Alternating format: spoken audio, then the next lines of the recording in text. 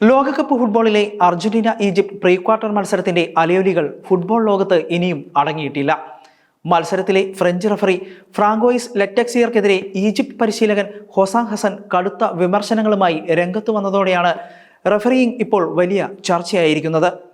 നിലവിലെ ചാമ്പ്യന്മാരായ അർജന്റീനയേക്കാൾ മികച്ച പ്രകടനം നടത്തിയിട്ടും ബാഹ്യമായ ഇടപെടലുകളിലൂടെ റഫറി തങ്ങളെ വഞ്ചിച്ചുവെന്നും ഫിഫ ഈ റഫറിയെ പുറത്താക്കണമെന്നുമാണ് ഈജിപ്ത് കടുത്ത ഭാഷയിൽ ആവശ്യപ്പെട്ടത്. എന്നാൽ ഈജിപ്ത് ആരാധകരെ പാടെ നിരാശരാക്കിക്കൊണ്ട് ഫ്രഞ്ച് റഫറിക്കും അദ്ദേഹത്തിന്റെ തീരുമാനങ്ങൾക്കും പൂർണ്ണ പിന്തുണ പ്രഖ്യാപിച്ചിരിക്കുകയാണ് ഫിഫ റഫറിയിങ് മേധാവി peer Luigi Collina.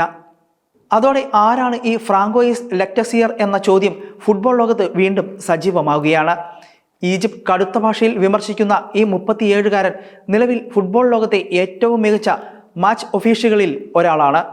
UEFA elite കാറ്റഗറിയിൽ ഉൾപ്പെട്ട അദ്ദേഹം ഫ്രഞ്ച് ലീഗായ ലീഗ് 1 പ്രധാനമായും മത്സരങ്ങൾ നിയന്ത്രിക്കുന്നത്. 2016 ഫ്രഞ്ച് ലീഗിൽ എത്തുമ്പോൾ അവിടുത്തെ ഏറ്റവും പ്രായം കുറഞ്ഞ റഫറിയായിരുന്നു ലെറ്റക്സിയർ.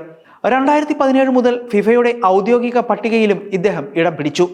തൻ്റെ കരിയറിൽ ഏറ്റവും മികച്ച നേട്ടങ്ങളാണ് ഈ ഫ്രഞ്ചുകാരൻ സ്വന്തമാക്കിയിട്ടുള്ളത്.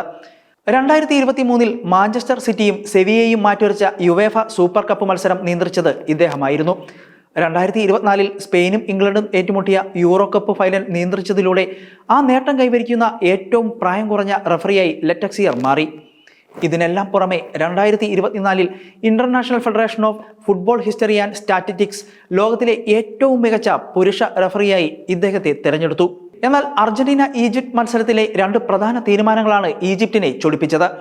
ഒന്നാമത്തേത് കളിയുടെ 58-ാം മിനിറ്റിൽ ഈജിപ്ത് താരം മൊസ്തഫ സീക്കോ നേടിയ ഗോൾ വാർ ഇടപെടലിലൂടെ ലെറ്റക്സിയർ റദ്ദാക്കിയതാണ്. ഗോളിലേക്കുള്ള മുന്നേറ്റം ആരംഭിക്കുന്ന സമയത്ത് ഈജിപ്തിന്റെ മർവാൻ അത്തിയ അർജന്റീനയുടെ ലിസാൻഡ്രോ മാർട്ടസിനെ ഫൗൾ ചെയ്തെന്ന് വാർ കണ്ടെത്തിയിരുന്നു. എന്നാൽ സ്വന്തം പാതയിൽ നടന്ന ഇത്രയും ചെറിയൊരു ഫൗളിന്റെ പേരിൽ ഗോൾ അനുവദിക്കാതിരിക്കാൻ പാടില്ലെന്നായിരുന്നു ഈജിപ്തിന്റെ വാദം. എന്നാൽ ഫിഫ നിയമപ്രകാരം റഫറിയുടെ തീരുമാനം തികച്ചും കൃത്യമായിരുന്നുവെന്ന് പിയർ ലൂജി കൊളീന വ്യക്തമാക്കി. അതൊരു വ്യക്തമായ ഫൗളായിരുന്നു. ഗോളിലേക്കുള്ള അറ്റാക്കിംഗ് ഫേസ് ആരംഭിച്ചതിന് ശേഷമുള്ള ഏത് ഫൗളും വാർ പരിശോധിക്കും. പന്ത് വലയിലെത്താൻ എത്ര സമയമെടുത്തു എന്നതിന് അവിടെ പരിധിയില്ല.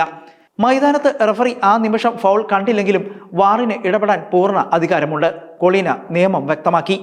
ഇഞ്ചുറി ടൈമിൽ എൻസോ ഫെർണാണ്ടസിലൂടെ അർജന്റീന 3ാം ഗോൾ നേടുന്നതിന് തൊട്ടു മുമ്പ് തങ്ങളുടെ സൂപ്പർ താരം മുഹമ്മദ് സലായെ അൽവാരസ് ബോക്സിൽ വീഴ്ത്തിയെന്നും എന്നാൽ റഫറി പെനാൽറ്റി നൽകിയില്ലെന്നുമായിരുന്നു ഈജിപ്തിന്റെ 2ാമത്തെ പരാതി. ഇവിടെ വാർ ഇടപെട്ടില്ലെന്നും ഈജിപ്ത് ആരോപിച്ചു. എന്നാൽ ഈ വാദത്തെയും നിയമത്തിന്റെ പിൻബലത്തോടെ കൊളീന തള്ളിക്കളഞ്ഞു. സലാ വീണ സംഭവത്തിൽ അൽവാരസ് ആദ്യം പന്ത് കൃത്യമായി ക്ലിയർ ചെയ്തിരുന്നുവെന്നും പന്തിൽ സ്പർശിച്ചതിന് ശേഷം കളിക്കാർ തമ്മിലുണ്ടാകുന്ന സ്വാഭാവികമായ സമ്പർക്കം ഫൗളായി കണക്കാക്കാനാവില്ലെന്നും അദ്ദേഹം പറഞ്ഞു. അതൊരു പെനാൽറ്റി അല്ലാത്തതുകൊണ്ട് തന്നെ വാർ ഇടപെടേണ്ട കാര്യമില്ലെന്നും കൊളീന കൂട്ടിച്ചേർത്തു. റഫറിമാരെ സ്വാധീനിക്കാൻ ഫിഫ പ്രസിഡന്റിന് പോലും കഴിയില്ലെന്നും ലോകത്തെ മികച്ച റഫറിമാരിൽ ഒരാളായ ലെറ്റക്സിയർ ഫുട്ബോൾ നിയമങ്ങൾ കൃത്യമായി പാലിക്കുക മാത്രമാണ് ചെയ്തതെന്നും ഫിഫ അടിവരയിടുന്നു. വൈകാരികത മാറ്റിവെച്ച് നിയമത്തിന്റെ കണ്ണിലൂടെ നോക്കുമ്പോൾ ഫ്രഞ്ച് റഫറിയുടെ തീരുമാനങ്ങൾ തികച്ചും കുറ്റമറ്റതാണെന്നും ഫുട്ബോൾ വിദഗ്ധരും സാക്ഷ്യപ്പെടുത്തുന്നു.